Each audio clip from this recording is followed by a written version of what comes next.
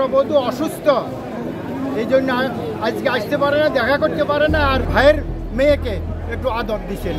কারাগারে থাকা সাবেক সংসদ সদস্য হাজী সেলিমের উদ্দেশ্যে তার পুত্রবধূ একটি চিঠি লিখেছেন। অসুস্থ থাকায় সেই পুত্রবধূ 5 মে আদালতে আসতে পারেননি। তবে তার লেখা চিঠিটি হাজী সেলিমকে কাঠগড়ায় পড়ে শুনিয়েছেন তার আইনজীবী প্রাণনাথ রায়। সেই চিঠির বক্তব্য শুনে আবেগে আপ্লুত হয়ে পড়েন হাজী সেলিম। না, পুত্রবধূ যেটা হয়েছে, পুত্রবধূ অসুস্থ, এই জন্য আজকে আসতে পারে না, দেখা করতে পারে না, আর উনার কাছে সবসময় নামাজ পড়ে দোয়া করে উনি যেন সুস্থ থাকেন এবং ভালো থাকেন, সেইটাই। হাজী সেলিমের উদ্দেশ্য না বলছে, আমার কাছে পাঠাইছে, উনি কি কারণে আসতে পারে নাই, কি পরিস্থিতি, এইটা আমাকে বলছে, আমি উনাকে ওইটা শুনে।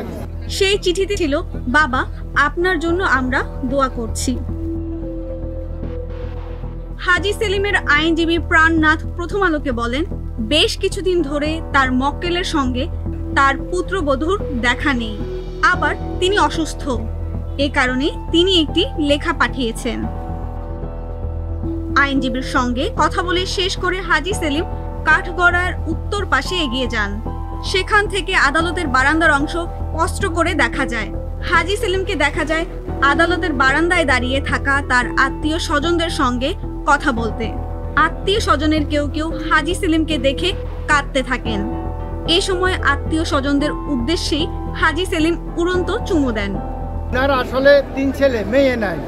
উনার ভাইয়ের মেয়ে আজকে আসছেন, বড় ভাইয়ের মেয়ে আসছেন, এই কারণে ওই বড় ভাইয়ের মেয়ে তো কাছে তো আসতে পারে না, অনেক দূরে আছে, তো এই কারণে উনি উনার ভাইয়ের মেয়েকে একটু আদর দিচ্ছেন, স্নেহ, যেটা স্নেহ, এই আর